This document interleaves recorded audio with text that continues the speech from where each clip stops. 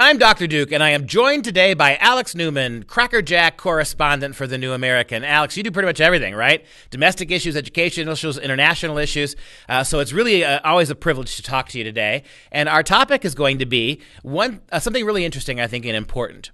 The degree to which the American progressive left is now using children in almost every one of their agenda items to push a progressive worldview.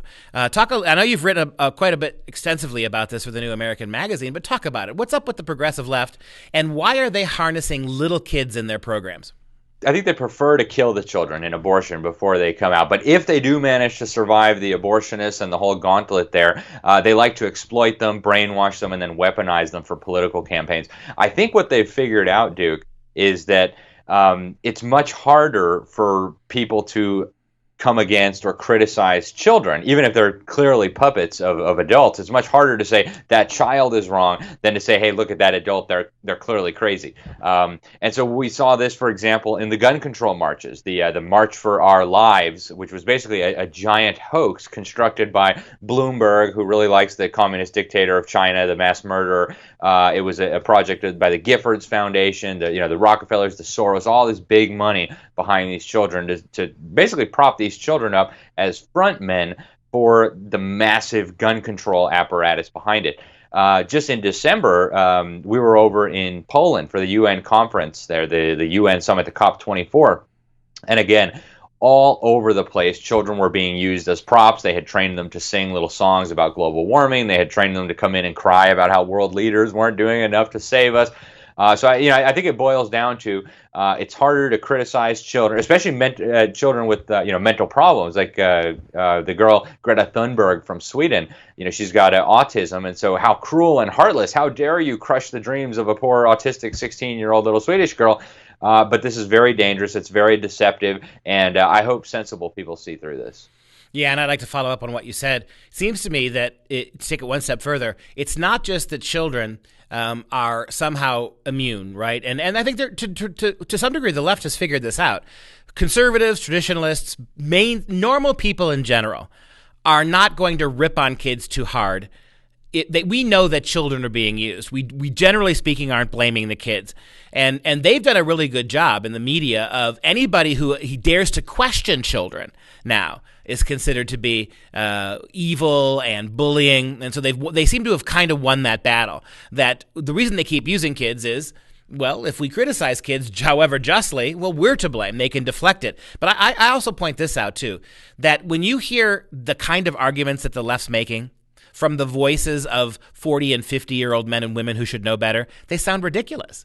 Just think about AOC getting up there and saying the world's going to be dead in 12 years. I mean, she just sounds like an utter complete moron. And I have no doubt she's turning out people on the left who aren't brain dead.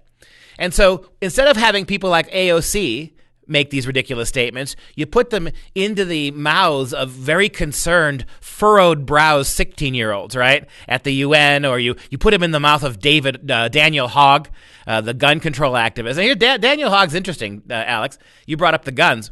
He told demonstrable lies on stage and on CNN.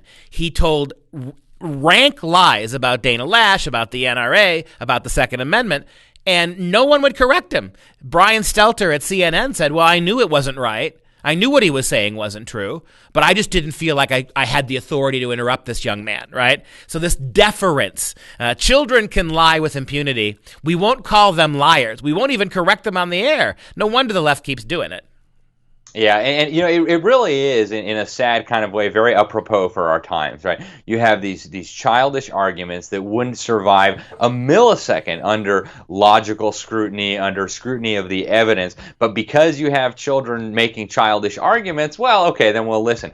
And it is a sad testament to the state of our civilization that we now have at least a very significant faction in our society, in our body politic, that is literally following children, right? We're going to get what we deserve here, but it's sad, but very fitting in a sad kind of way. Well, you also raise another interesting point. When it comes to little kids, then the littler, the more we do it, right? That we invest them with all of this adult credibility. So a 16-year-old Daniel Hogg, a 15, 16-year-old Greta Thunberg, you've got even littler kids like that chanting their anti-climate change speeches. We invest them with full adult authority and credibility, except when it comes to being responsible for what they say. So the left can have it both ways. We must listen to the children. The children are the future. Children are innocent. They wouldn't be speaking this if they didn't have their own truth, if they didn't see things clearer than adults, right? The old romantic fallacy. And yet, when they lie or they're wrong, or that poor Greta Thunberg, who was completely being used, right? Her disability, her zeal was being completely manipulated by people, and the language she used was clearly fed to her. When they do that, when they behave, children, in adult ways, we will not hold them accountable the same way we would hold adults. So on the one hand, we're treating children like adults in all things, except when they say things that are demonstrably untrue, and then we immunize them because they're just kids. Absolutely, Duke. I mean, it's so clear that that's happening. And there's a whole nother dimension to this, too, and that is the indoctrination of these children to believe that they truly are smarter than all the adults who have the experience and who have, if we're honest, a much better education than these children are getting. I'll never forget David Hogg, the gun control activist that the left propped up, going on, I think it was the Communist News Network, I'm pretty sure it was CNN, and said, you know what, our parents' generation doesn't know how to use an effing democracy. It doesn't even know what kind of government we have yet. But we're going to take the power, and we're going to fix all this. I mean, there's a lot of young children, and I've seen relatives on social media talking this way. I can't wait till the older generations die off, and then we're going to fix it all. Using the exact, they don't realize, they don't put two and two together, using the exact same policies that caused Venezuela to turn into a giant garbage dump where people eat their pets and there's no toilet paper, right? The exact same kind of policies. These kids have been taught that they are smarter than the smartest people in the room, that the adults are the ones who messed everything up, and that as soon as they can take over, everything's going to work well. And you know what? There's parallels to this.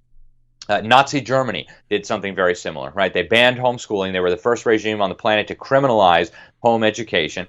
They brainwashed these kids to become National Socialists. Then they paraded them around so that nobody could challenge what they were saying. I mean, the exact same thing. You can even look at the propaganda posters. They've even got the little Greta Thunberg-like little girls with the cute little braids and all the rest of it.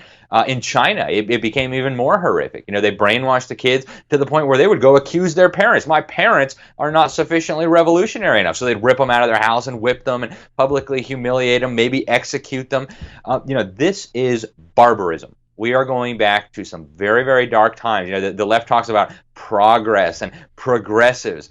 This is not progress. This is regressive in a very real sense, in the sense of returning to absolute savagery. And it's not going to work out well. They are preparing the kids to usher in a monstrosity, a horror world, and the kids don't even realize it.